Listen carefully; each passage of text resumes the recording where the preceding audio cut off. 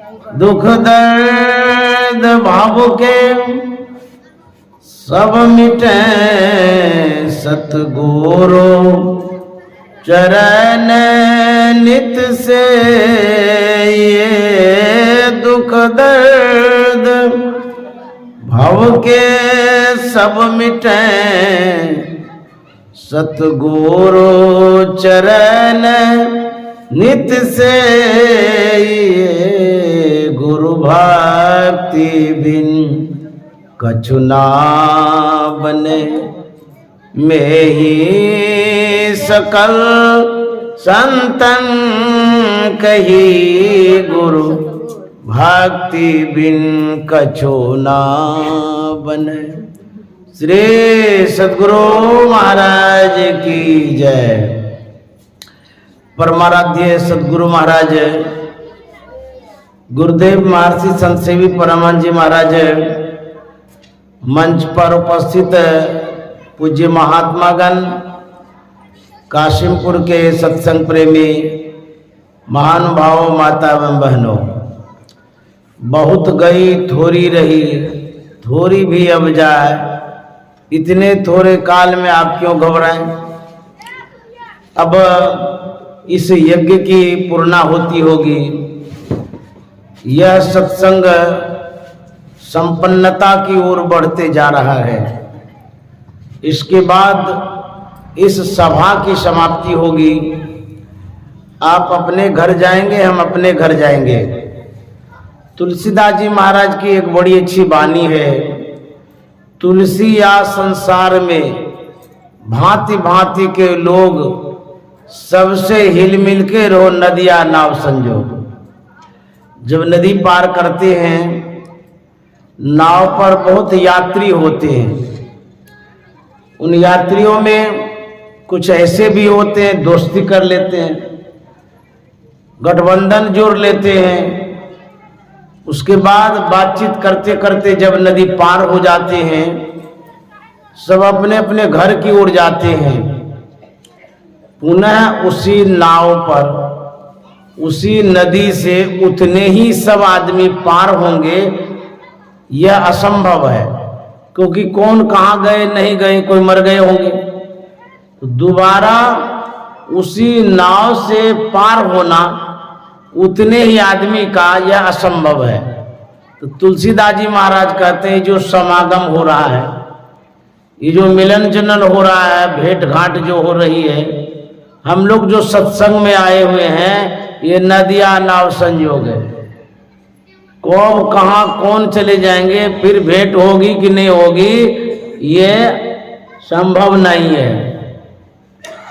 अभी कोरोना काल बीता, अपनों को हमने खोया, कितने लोग संसार से चले गए और अपने घर से भी गए।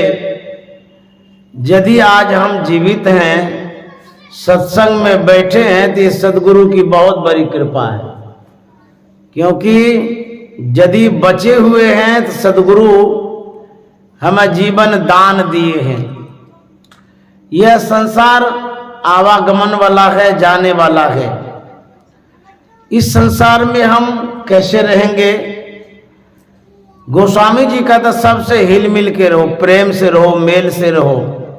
क्योंकि दूसरे ही क्षण बिछुड़ जाएंगे। यदि कटुता के साथ चले जाएंगे तो लोग आपकी बुराई करेंगे, बदनामी करेंगे, फलाना आदमी बड़ा खराब था। तो मिलजुल करके रहेंगे, प्रेम से रहेंगे, मेल से रहेंगे। गुरु महाराज ने भी कहा है मेल से रहना चाहिए, प्रेम से रहना चाहिए। गांव में, घर में, समाज में, कहीं भी आप रहें तो प्रेम से रहिए। तुलसी मीठे बचन सौ सुख उपजत चाहो और वशीकरण, यह मंत्र है तज दे बचन कठोर। तुलसीदास जी महाराज कहते हैं, यदि आप मधुरभाषी हैं, मिष्टभाषी हैं, मुलायमता से बोलते हैं, आपके चारों ओर सुख ही सुख है। कटुता से बोलेंगे, कठोरता से बोलेंगे, जितना सुख है सब दूर हो जाएगा, भाग जाएगा। इसीलिए मधुर भाषी बनिए, मिष्ट भाषी बनिए। कबीर साहब कहते हैं मधुर वचन है औषधि, कटुक वचन है तीर, श्रवण द्वार है संचरे घाले सकल शरीर। मधुर वचन औषधि का काम करता है। कोई बीमार है उसके पास जाकर के आप अच्छी अच्छी बातें करेंगे तो वो स्वस्थ हो जाएंगे, मन में प्रसन्नता होगी। इसीलिए मधुर वचन बोलना चाहिए। और वेद में आया है सत्यम ब्रूयात प्रियम ब्रूयात, सत्यम और प्रियम न ब्रूयात। इसका मतलब हुआ सत्य बोलिए लेकिन प्रिय बोलिए, वह सत्य नहीं बोलिए जो अप्रिय हो। वेद कहता है कि कठोर वचन मत बोलिए। और महर्षि संतसेवी जी महाराज कहते हैं वचन हो सत्य प्रिय मधुरम, वो जीवन स्वावलंबी हो। वचन कैसा होना चाहिए? प्रिय और मधुर। लक्ष्मण जब संवाद करता है गुह निषाद के साथ, तो उसमें आया है बोले लखन मधुर मृदुवाणी। मधुरता के साथ लक्ष्मण बोल रहा है, मृदुता के साथ बोल रहा है। और उसमें क्या मिश्रित है? ज्ञान विराग भगत सुख देन। लक्ष्मण जो बोलता है मीठे शब्दों में तो बोलता है, लेकिन उसमें और क्या मिला दिया है? ज्ञान वैराग्य भक्ति रस से सनी हुई बातें बोलता है। जिन बातों में ज्ञान हो, वैराग्य हो, भक्ति हो, वही सही बात है, सार बात है, मूल बात है। अन्यथा बकबक बहुत लोग करते रहते हैं, अनावश्यक बोलते रहते हैं, उन बातों का कोई वैल्यू नहीं है। तो बात यदि वैराग्य युक्त हो, ज्ञान युक्त हो, भक्ति युक्त हो, वही बात सार्थक होती है। आप बोलते तो हैं, लेकिन यदि बिना विचारे बोलते हैं तो बिना विचारे जो कहे सो पाछे पछताए, काम बिगाड़े आपनो जग में होत हसाए। बिना विचारे यदि बोलिएगा आपकी हंसी उड़ेगी। इसलिए विचार करके बोलिए। कबीर साहब कहते हैं कि वाणी तो अनमोल है, जो कोई बोले जानी, हिय तराजू तौल के अत्ता मुख बाहर आनी। किस वाणी का मोल है?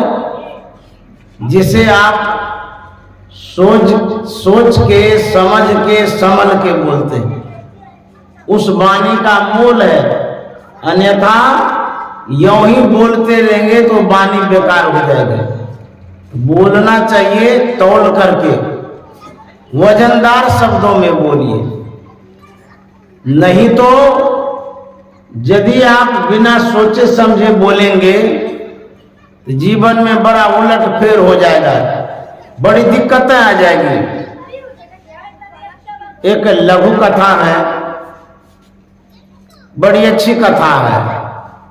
उल्टा पुल्टा बोलने से क्या होता है वही इसमें बात है। एक राजा था, रात्रि में स्वप्न देखा, सब दांत झड़ गया है, टूट गया है। प्रातः काल परिवार से परिजन से पूछता है कि मैंने जो स्वप्न देखा कि सब दांत झड़ गया है, तो इसका क्या फलाफल होता है? अशुभ जैसा स्वप्न हम देख लिए।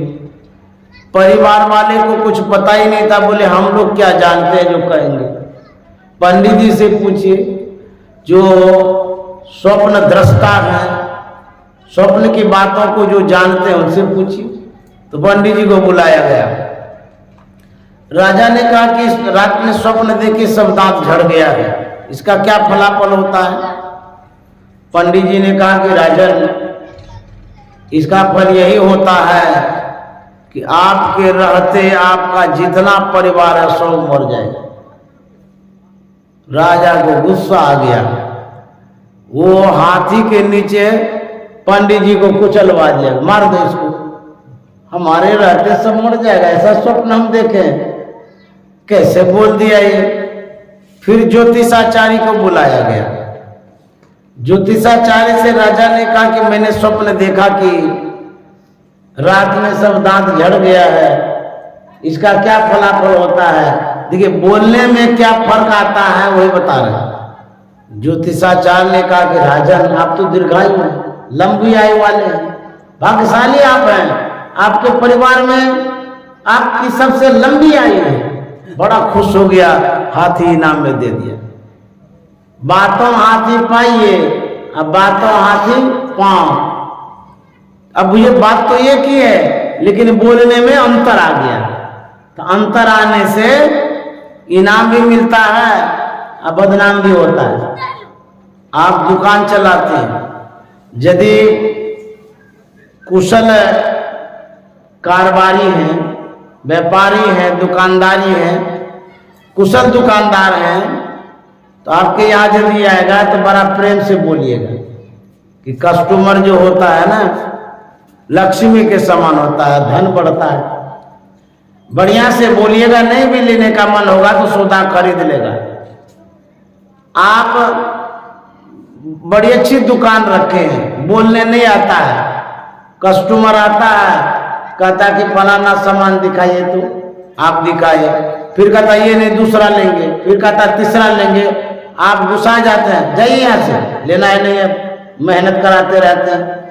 तो वह लेने वाला था, आपकी जो उखड़ी बातें हुई इसीलिए वो चला गया, लिया ही नहीं।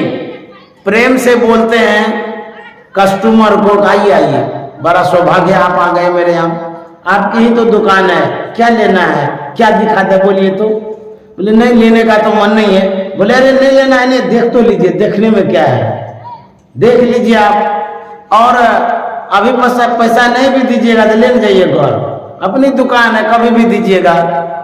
फिर मन में होता है इतना कहता है तो नहीं ये लेते हैं। तो यदि बोलने आता है तो कंकर भी बेच लीजिएगा, और यदि बोलने नहीं आता है तो कंगन भी नहीं बेच पाइएगा। ये बोलने की विशेषता है। इसीलिए संत महात्मा सिखाते हैं मधुर शब्दों में बोलिए, विनम्रता से बोलिए, शिष्टाचार के साथ बोलिए, तो इस संसार में आपको सुख मिलेगा।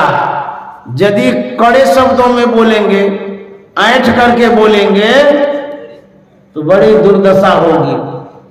नानक साहब ने कहा है, नानक नन्ना होई रो, जैसी नन्ही दूब, बड़े बड़े बिड़खी गिर गए, दूब खूब के खूब। नन्हा बनने के लिए कहते हैं, अर्थात जो बच्चा होता है वो किसी से बैर विरोध नहीं करता है, जो भी गोद में ले लेता है चला जाता है। जैसी नन्ही दूब, दूब जो है दुबड़ी, देखिए आंधी तूफान में बड़ा बड़ा गाछ धराशायी हो जाता है, लेकिन दूब खूब के खूब, वो आंधी नहीं तोड़ सकता है, हिला देता है दूब को, लेकिन वो दूब टूटती नहीं है। उसी तरह से मुलायम बन करके रहिएगा तो टिकिएगा, ज्यादा अकड़ के रहिएगा तो जल्दी टूट जाइएगा। ये संत महात्मा सिखाते हैं मुलायम होकर रहिए। हमारे गुरु महाराज ने कहा है, अति दीन हो के जिसने सत्संग सुमति ली, अति दीन हो के जिसने सत्संग सुमति ली, अपने को सोई में गुरु चरण में कर ली, अपने को सोई में गुरु चरण में कर ली, अपने सफेद सन्मुख चल के चला चली, सरज में नजर। एक बार गुरुदेव गए थे दिल्ली, महर्षि संत सेवी परमानंद जी महाराज। दिल्ली में हड्डी विशेषज्ञ को दिखाया गया, जो रीढ़ में पेन था, हड्डी में दर्द हो गया था गर्दन के नीचे से। तो डॉक्टर ने देखा भाला, एक सलाह दिया कि स्वामी जी मेरी बात मानिए तो आपको यथाशीघ्र रिलीफ मिलेगा, आराम मिलेगा। बोले क्या? बोले कि आपकी जो गर्दन है वो झुकी रहती है, यदि आप स्ट्रेट करके रखेंगे, खड़ा करके एक सीध में, तो जो हड्डी में दर्द है उसमें रिलीफ मिलेगा, आराम मिलेगा। क्योंकि गर्दन झुकी रहने से रीढ़ हड्डी जब टेढ़ी हो जाती है, उस बीच में पतली नसा जाती है, खून वाली, ब्लड वाली। तो जब टेढ़ी होती है हड्डी पीठ की, तो नस प्रभावित हो जाता है, ब्लड सर्कुलेशन गड़बड़ा जाता है, तो इसीलिए दर्द भी होता है। और पुरानी हड्डी होने से जो डिस्क है वो डिसमिस हो जाता, हट जाता है। तो बोली गर्दन सीधा रखिएगा तो आपको आराम मिलेगा। गुरुदेव ने कहा था डॉक्टर साहब यह मेरे लिए असंभव है। डॉक्टर साहब ने कहा इतनी सी तो बात है, गला के एकदम सीधा करके रखिएगा, इसमें असंभव की क्या बात है? बोले डॉक्टर साहब क्या कहेंगे, जब जब मैं गुरु महाराज की सेवा में उपस्थित होता था, मेरी नजर चरण पर होती थी, चेहरे पर नहीं। इस तरह से जब जब मैं सेवा में जाता था, गुरु महाराज के मैं चरणों को ही देखता था, मेरी नजर चरण पर ही होती थी, ऐसे उठा के चेहरे को नहीं देखता था। मेरी आदत ही ऐसी बन गई है, चरण को देखते देखते दर्द छूटे या ना छूटे, अब गर्दन उठने वाली नहीं है। अति दीन हो के जिसने सत्संग सुमति ली, अति दीन हो के जिसने सत्संग सुमति ली, अपने को सोई में शरण में कर ली, अपने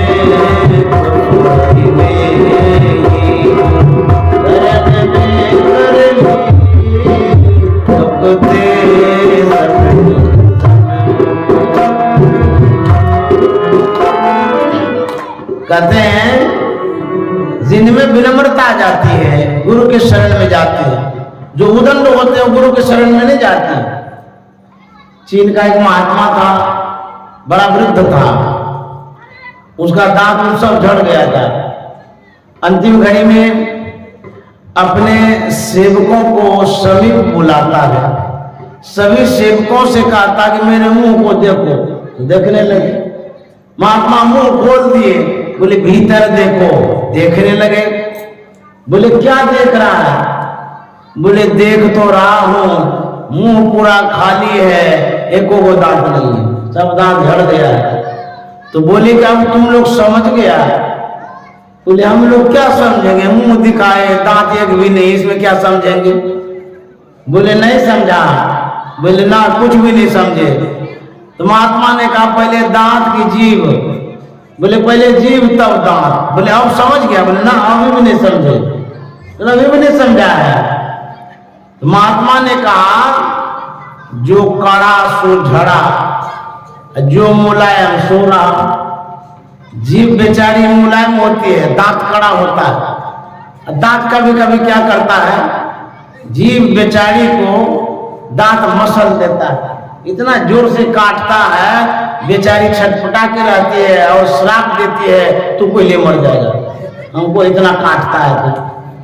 तो जो कड़ा होता है वो झड़ता है, जो मुलायम रहता है वो रहता है, टिकता है। इसीलिए हम लोगों को मुलायमता से पेश होनी चाहिए, विनम्रता से पेश होनी चाहिए, तो हम जाकर के टिकेंगे।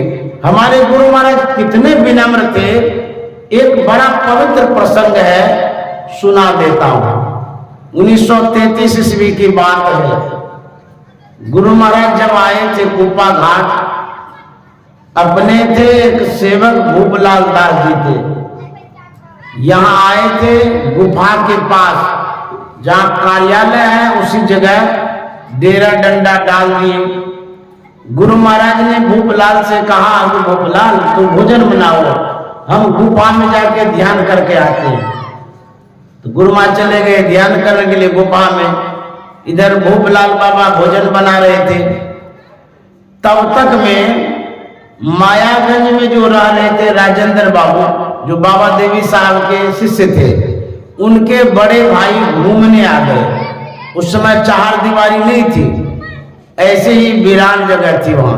तो बगल में उनका घर है, अभी भी है, लेकिन वो बेच दिए हैं दूसरे जिम में। तो मैं उस घर पर गया हूँ, वहाँ बाबा देवी साहब भी आए हैं, जहाँ विश्राम किए थे वो भी जगह है। वहीं गुरु महाराज को दृष्टियों की क्रिया मिली थी। बड़ा शांत पवित्र जगह है, जाते ही मन शांत हो जाता है। तो कुप्पा घाट के बगले में वो घर। तो वो आए थे देखने के लिए, इधर उधर नजर दौड़ाते हैं तो देखते हैं कि कोई नहीं है और ये भोजन बना रहे हैं। खड़े ही थे, गुरु महाराज तब तक गुफा से निकल गए। गुरु महाराज की ओर मुखातिब होते हैं, देखते हैं गुरु महाराज को। तो गुरु महाराज आ गए उसी जगह जहाँ भोजन बना रहे थे, वहीं पर राजेंद्र बाबू के बड़े भाई भी खड़े थे। तो गुरु महाराज को देख करके राजेंद्र बाबू के बड़े भाई ने कहा, आप यहाँ कैसे आ गए? किसने आपको यहाँ कहा आने के लिए? किसने आपको आदेश दिया प्रचार प्रसार करने के लिए? अनाप शनाप बकने लगे। गुरु महाराज चुपचाप सुन रहे थे। उसके बाद कहते कहते कह दिए, यहाँ से आप जाइए। कौन यहाँ आपको कहा रहने के लिए? किनके आदेश से रह रहे हैं? गुरु महाराज चुपचाप सुन लिए। उसके बाद रसोइये से कहते हैं, भूपलाल बर्तन बासन समेटो और यहाँ से चलो।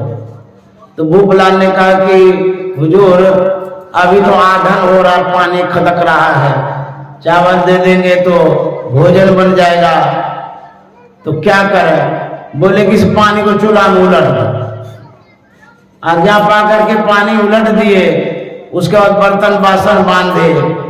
सही में जब माथे पर ले लिए सामान को, अब चलेंगे, तब तक में राजेंद्र बाबू के जो बड़े भाई थे उनका मन पिघलता है, बदलता है, चेंज हो जाता है। उन्होंने देखा कि सही में महात्मा जा रहे हैं। उन्होंने कहा कि आप सही में जा रहे हैं, आपको दुख हो गया क्या? तो गुरु महाराज तब बोलते हैं कि नहीं नहीं, दुख उख नहीं हुआ, आप दृष्टियोग बताने वाले के बड़े भाई हैं, आपकी आज्ञा है जाने की, तो आपकी आज्ञा का हम पालन कर रहे हैं तो जा रहे हैं। इतना परिवर्तन हुआ उसके मन में। बोले कि नहीं नहीं, आप रहिए, जब तक रहना तब तक आप रहिए, कभी नहीं जाइए।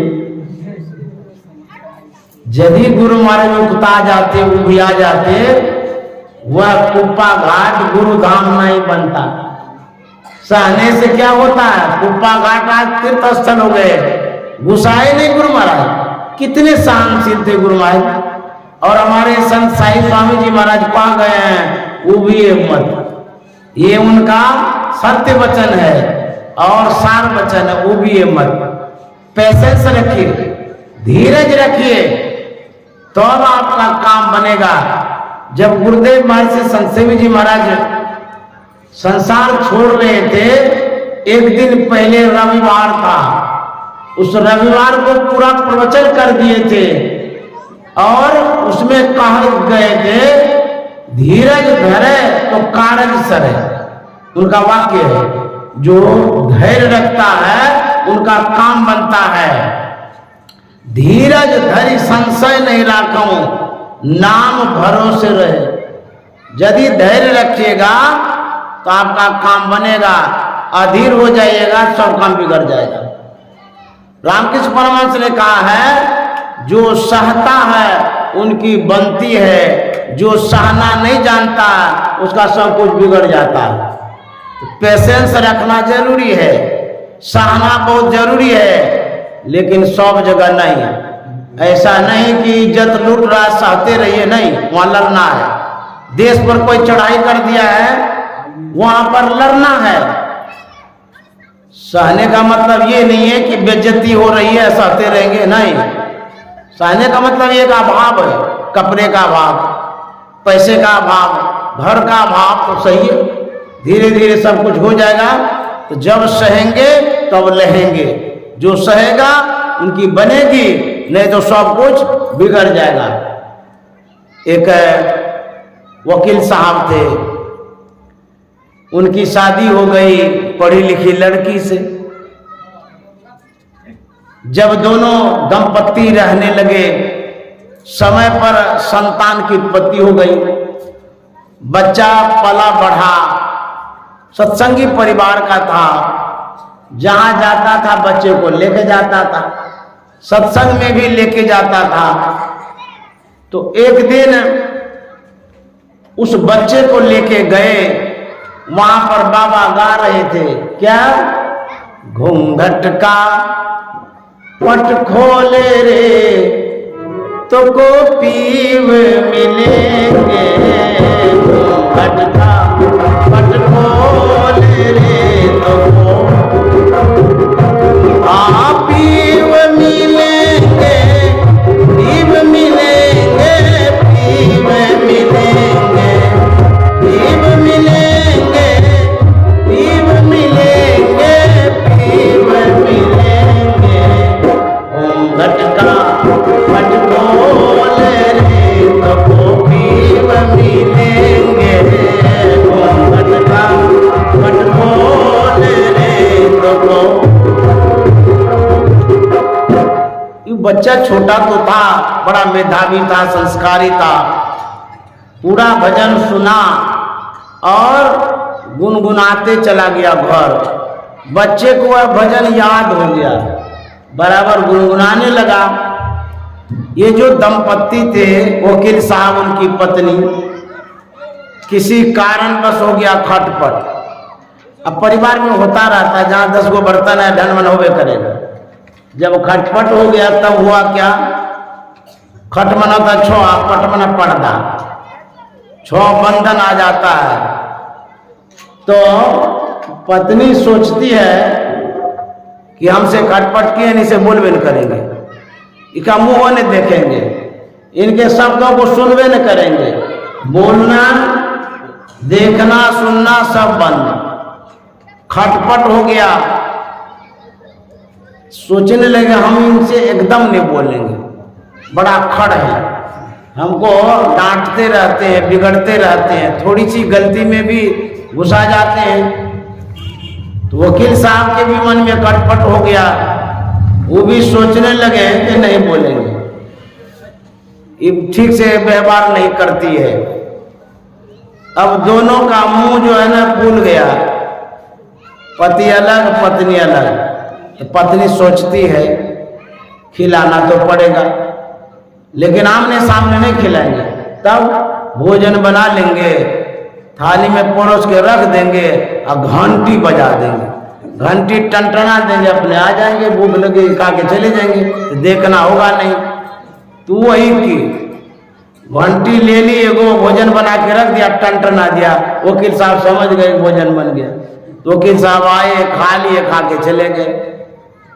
एक दिन हो गया, 2 दिन हो गया, 3 दिन हो गया, कई दिन हो गया।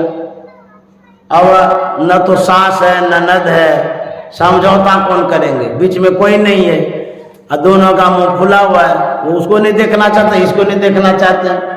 यदि आप सत्संगी हैं, यदि कोई समझौता नहीं कर रहा है तो सत्संग में आइएगा, समझौता हो जाएगा। बाबा समझौता कर देंगे, वाणी से समझौता हो जाएगा, देखिएगा कैसे होता है। तो ये हो ही रहा था खटपट दोनों में। उसके बाद एक दिन होता क्या है, वह जो छोटा बच्चा था, वह बच्चा आंगन में खेल रहा था, खेलते खेलते माँ के पास आ गया। माँ भोजन बना रही थी, छोटा था, गला से लिपट गया, और माँ को वो क्या कहता है, बच्चे को पता नहीं है कि हुआ क्या है, पति पत्नी में खटपट हुआ है, क्यों हुआ है, कैसे हुआ है, बच्चा कुछ भी नहीं जानता, जीरो भी नहीं जानता है। भोला भाला बच्चा है, वो माँ से लिपट करके गाता है वही बानी जो सीखा था। क्या? घूंघट का पट खोले रे तो गोपी मिलेंगे, घूंघट का पट खोले रे तो गोपी मिलेंगे, पीव मिलेंगे, पीव मिलेंगे, पीव मिलेंगे, पीव मिलेंगे, पीव मिलेंगे। पट खोले रे तो पीव मिलेंगे, घूंघट का पट घट घट में वह साई रमता, घट घट में वह साई रमता। कटुक वचन मत बोले रे तो पीव मिलेंगे, कटुक वचन मत बोले रे तो पीव मिलेंगे, घूंघट का पट खोले रे तो पीव मिलेंगे, घूंघट का पट खोले रे तो। भोला भाला बच्चा माँ के गले को पकड़ करके यही बानी गा रहा था। माँ तो गुस्सा में थी, वो जो कह रहा था घूंघट का पट खोल रहे तो गोपी मिलेंगे, माँ इतना जोर से झिड़का, भाग बेवकूफ कहेगा, हमको कहता घूंघट का पट खोलो, कटुक वचन हम बोलते हैं, तो पापा को जाके समझाओ। वही तो बोलता है, वही तो गुस्सा किया है, हमको समझाने के लिए आता, भाग यहाँ से भगा दिया। अब देखिए, माँ को जब किसी कारण से गुस्सा आता है, पति से तो लड़ नहीं पाते, क्योंकि एक तमाचा ही देगी तो 100 तमाचा लगेगा। मार तो सकती नहीं है, लेकिन गुस्सा झाड़ेगी कहाँ? छोटकाना नाम ना बच्चे को उठा के पटक देती है, बर्तन फेंक देती है, टीवी फोड़ देती है, चूल्हा फोड़ देती है। ये गुस्सा उतारने का तरीका है। आप लोगों के लिए नहीं कह रहे, कोई महिलाएं हैं ऐसे, आप लोग बड़े अच्छे हैं, आप लोग थोड़ा गुस्सा करते हैं।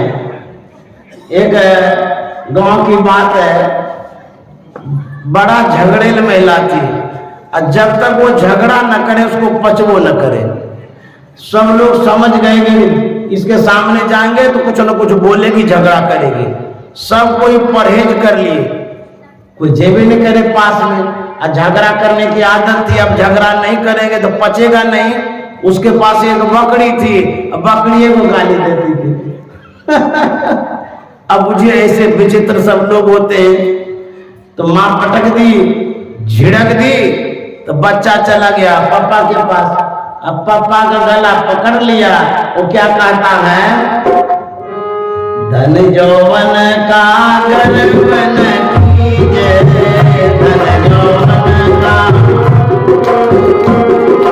झूठा पचरंग झोले रे तो पीव मिलेंगे, झूठा पचरंग झोले रे तो पीव मिलेंगे, घूंघट का पट खोले रे तो पीव मिलेंगे, घूंघट का पट खोले रे तो।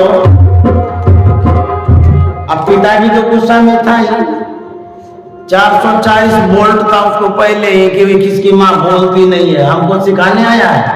वो भी डांट दिया कस के, बेवकूफ का, अपनी माँ को समझाता नहीं है। वो तो गुरूर में है, अभिमान में है, गुमान में है। हमको धन जौवन का गर्व है, तुम्हारी माँ को गर्व है, जाओ यहाँ से, भाग यहाँ से, हमको सिखाने के लिए आता है।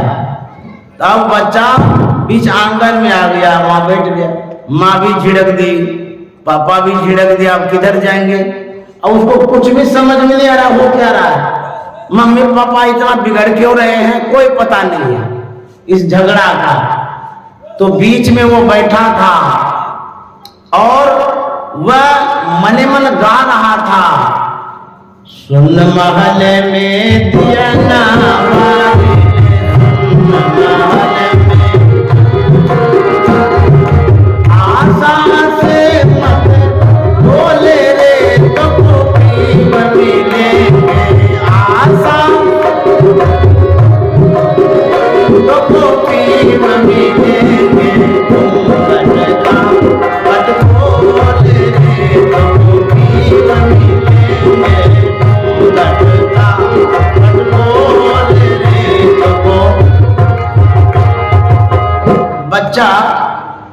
बीच आंगन में अपने भावों में गा रहा था और ये दोनों पति पत्नी बच्चे को देख रहे थे कि बच्चा तो बड़ा सरल है, सीधा है।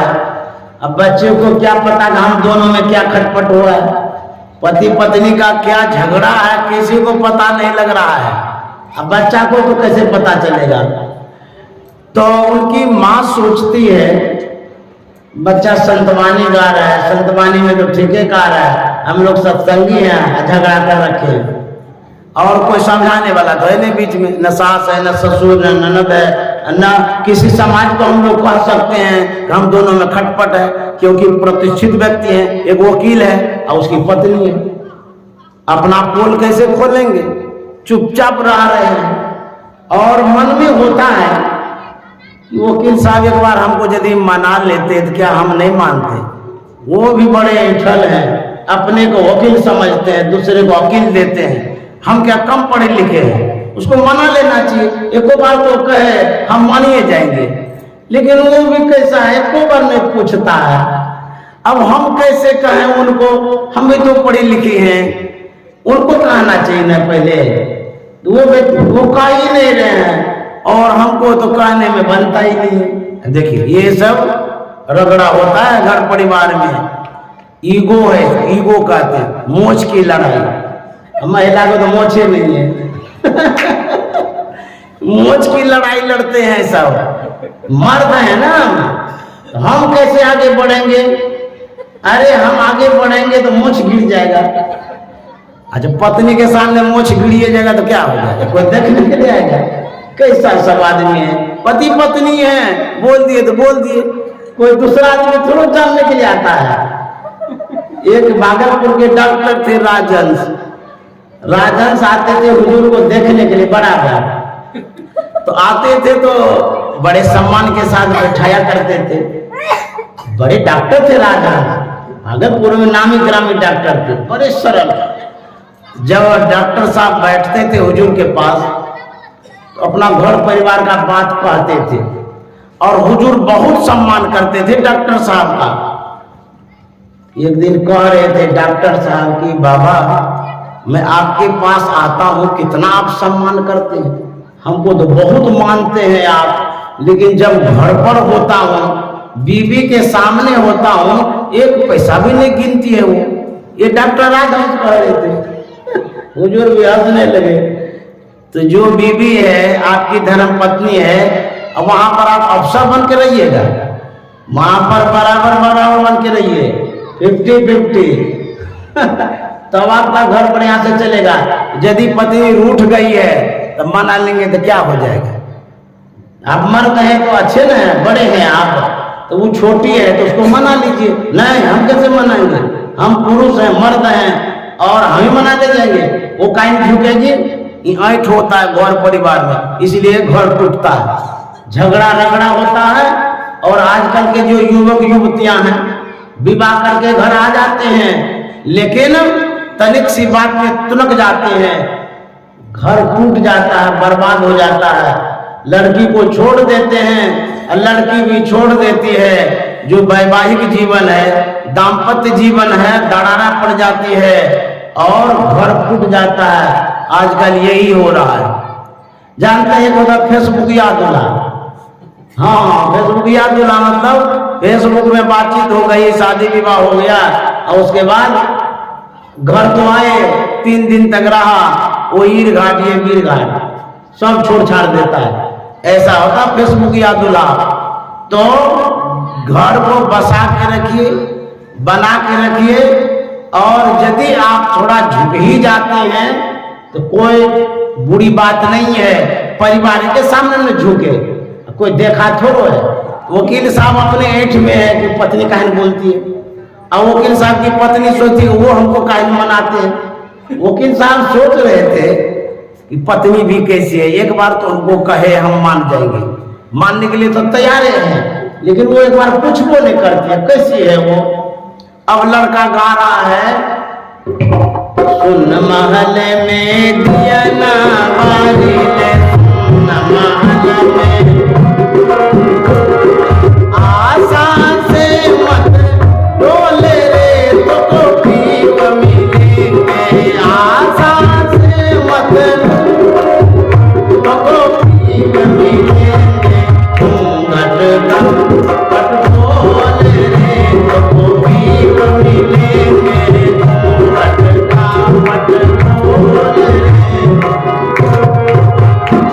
इस तरह से बच्चा गा रहा था। माता पिता के मन में ममता आ गई, समता आ गई, विषमता दूर हो गई, वैमनस्यता दूर हो गई। जो वकील साहब थे बड़े स्नेहिल दृष्टि से लड़के की ओर देख रहा है, कितना अच्छा बच्चा है। हम लोग बड़े बड़े होकर के, पढ़े लिखे होकर के इतने ईगो में है, ऐंठ करके रहते हैं, अब मेल प्रेम होता ही नहीं है। छोटा बच्चा ठीक है तो गा रहा है, वो देखने लगे अपने बच्चे को, लड़के को। वहीं पर उनकी पत्नी थी जो चौके में थी, बीच में लड़का था आंगन में, इधर उनकी पत्नी थी, उधर वकील साहब थे। वकील साहब लड़के को देख रहे थे और इनकी माँ भी दया दृष्टि से बच्चे की ओर देखने लगी। एक पॉइंट पर नजर आ गई, बीच में लड़का था, उधर से वकील साहब देख रहे थे, इधर से ये देखने लगे। तो उस जगह जो लड़के को देखे दोनों, तो दोनों की आंखें चार हो गई। और जब आंखें चार होती है तो मोहब्बत हो जाती है। तो दौड़ते हुए दोनों आए, लड़के को पकड़ लिए और गले से गले मिले। जो गिला शिकवा था सब दूर हो गया, प्रेम हो गया, मेल हो गया और उसके जीवन में जो कटुता थी मधुरता आ गई। पारिवारिक जीवन में एक खुशी की लहर दौड़ गई। और कहते हैं जोग जुगत से रंग महल में, जोग जुगत से यह पायो अनमोल रे तो दीप मिलेंगे, यह पायो अनमोल तो दीप मिलेंगे। तुम भटका भटकोर रे तो दीप मिलेंगे, तुम भटका। कहे कबीर सुनो भाई साधो, कहे कबीर सुनो भाई साधो, सुनो भाई साधो, कहे कबीर सुनो भाई साधो। आगत अनहद बोल रे तो पीप मिलेंगे, आगत अनहद तो पीप मिलेंगे। भटका भटकोर रे तो पीप मिलेंगे, भटका।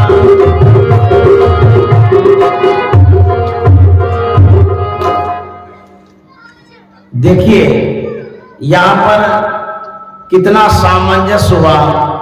पारिवारिक जीवन में जो दरारें थी दूर हो गई, मेल हो गया, प्रेम हो गया, इस संतवानी से हुआ, नहीं तो कोई मिलाने वाला था नहीं है। और दोनों एक दूसरे से जो बिछुड़ गए थे, अपनी बात समाज में कह भी नहीं सकते थे, वकील थे ना, इज्जत प्रतिष्ठा वाली बात है। तो सत्संगी जो हैं सत्संग में आते रहेंगे तो गिला शिकवा सब दूर हो जाएगा। और यदि आप में कटुता आ गई है पति के प्रति, पत्नी के प्रति, तो उसको जल्दी से जल्दी मिटा दीजिए।